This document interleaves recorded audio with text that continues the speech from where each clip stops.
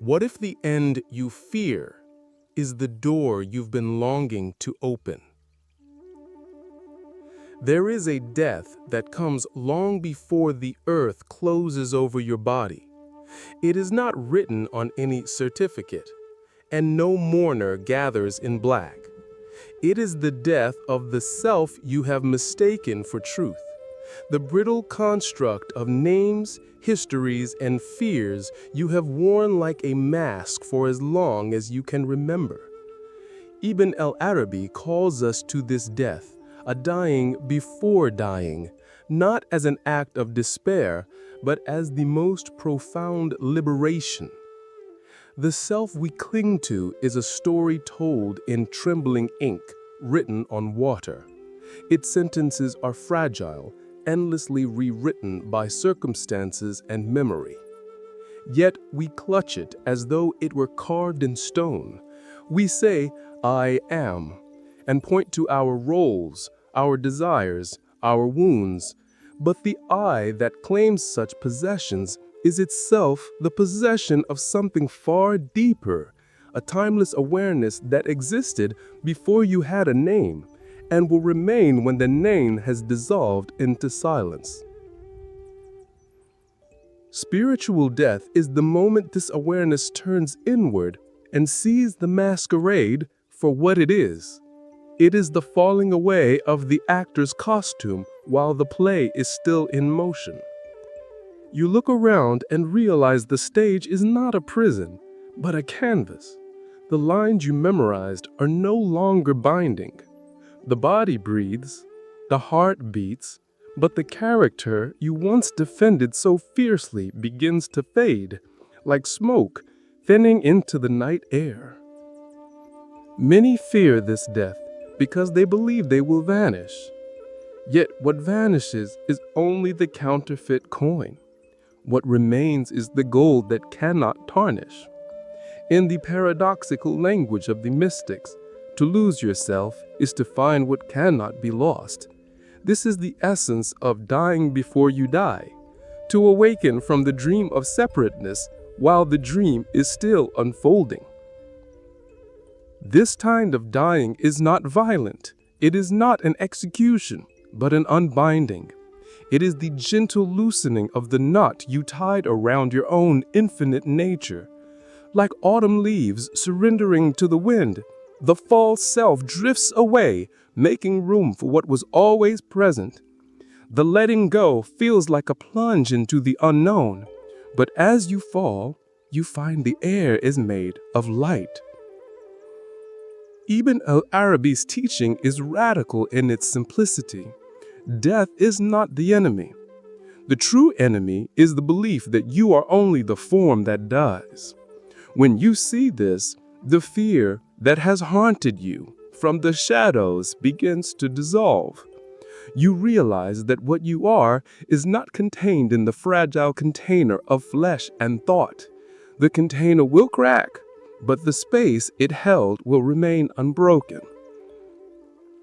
And yet, this dying is not a single moment, a clean cut between before and after. It is a slow and luminous unraveling. Day by day, you release an attachment, surrender an illusion, let a mask slip from your face. The shedding feels endless, and in truth it is, for awakening is not an arrival, but an ever-deepening recognition. Some will ask, if I let go of everything I believe I am, what remains? The mystics answer not with definitions, but with silence. For what remains cannot be spoken without being diminished. It is not an object you can hold, nor an idea you can frame. It is a pure awareness looking through your eyes now. The same awareness that will remain when those eyes close for the last time. To die before you die is to walk through life unarmored, undefended, unafraid.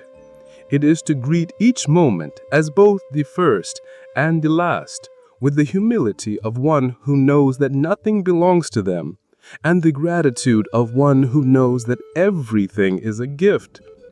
In this way, spiritual death becomes not an end, but the opening of a door into a room without walls. And as the first death unfolds within you, you will begin to sense another threshold ahead, one that leads even deeper into the heart of the eternal.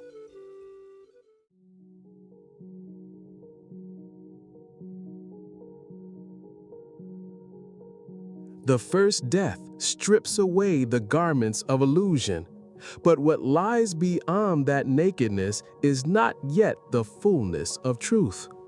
To die before you die is not a single act of surrender, but an initiation into a deeper letting go, one that reaches into places you did not know you still guarded.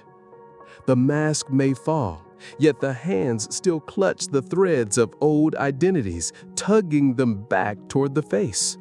And so the second threshold appears, not as an event, but as a quiet invitation to release even the one who has released. Here, the remnants of selfhood are more subtle, no longer loud declarations of "I am this" or "I am that," but faint murmurs, the wish to be someone who has awakened, the pride of having stepped out of the old dream. In this place, ego wears the robes of the sage, and humility itself can become another disguise. It is why the mystics speak of the path as endless, not because there is somewhere to go, but because the dissolving of the false happens in ever finer layers, like the fading scent of incense long after the fire has gone out. Passing the second threshold demands a trust that is almost unreasonable to the mind. You are asked to walk without the need for ground beneath your feet, to breathe without demanding to hold the air. It is the surrender of surrender itself. You let fall not only the masks, but the one who took them off. This is the territory where even the map of the spiritual journey is set aside. For here the compass points not north or south, but everywhere and nowhere. The fear that arises now is not the fear of ceasing to exist. You have already tasted that liberation, but the fear of losing even the sense of having transcended. Without that, who are you? Without that, what remains to speak, to teach, to hold on to as a story of meaning? And yet, if the teaching of Ibn Arabi is to be trusted, it is here that the deepest union hides, not in the safety of concepts, but in the wild, unabounded presence that needs no narrative to justify its being. Some compare it to a river returning to the ocean. At first, the river believes it is surrendering its life to something vast and strange. But when the fresh water meets the salt, there is no longer a river or an ocean, only water without boundary. Likewise, the second death erases the line between the seeker and the sought, between the one who prays and the one who is prayed to. What remains is not a you who has found the eternal, but the eternal without the need to be found. This crossing is subtle, and it does not announce itself. There is no bright gate swinging open, no thunderclap of realization. Rather, it is like a softening so complete that you no longer notice where you end and the world begins. The leaf and the wind no longer argue over which moves which. The wave no longer clings to its crest before merging back into the sea. It is not that you have become everything. It is that the thought of being something has quietly dissolved. From the outside, nothing may seem different. You still speak, walk, eat, and smile. But inside, the center from which you live is no longer personal. The pulse that moves you belongs to no one.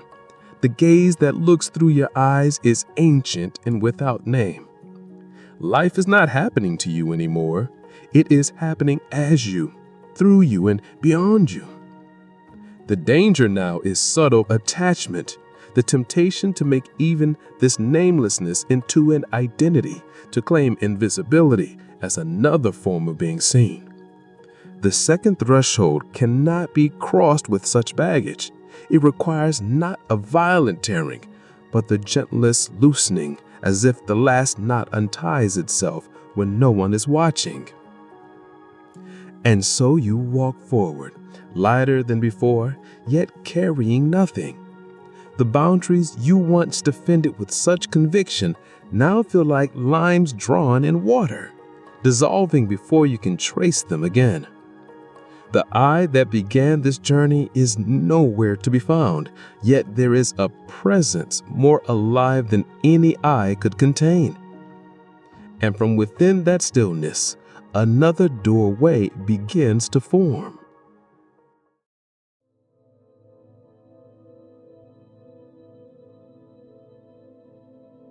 That doorway, forming in the stillness, does not open outward into some distant horizon. It opens inward, into a space so vast it has no edges. You step through not with your feet, but with the quiet recognition that there has never been a boundary to cross. What you thought was a threshold was only the mind's last attempt to measure the immeasurable. Here, the self that has been shedding layer after layer discovers there is nothing left to release, not because you have clung to what remains, but because what remains cannot be lost. It is the stillness that cradled every birth and every death, the presence in which the river and the ocean have always been one. To die before you die was never a journey towards absence, but a return to the unshakable fullness that has no name. In this place, fear has no roots. Even the shadow of fear dissolves, for there is no one left to be threatened. What remains is a clarity so simple that the mind, hungering for complexity, overlooks it again and again. It is like sunlight that does not need to choose where to fall. It simply illumines. You too, in this awareness, shine without effort, without thought, without the need to be noticed. Ibn Arabi spoke of this state as awakening to the eternal while still alive, and now the meaning breathes itself into you. Life and death are not opposites here.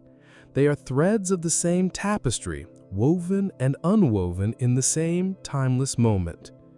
The so-called end is only a folding of the cloth, the pattern rearranging itself without ever leaving the loom. You begin to see that what dies is never the essence, only its costumes, its temporary shapes. The child you were has died 1,000 times, and yet you have never been absent from yourself.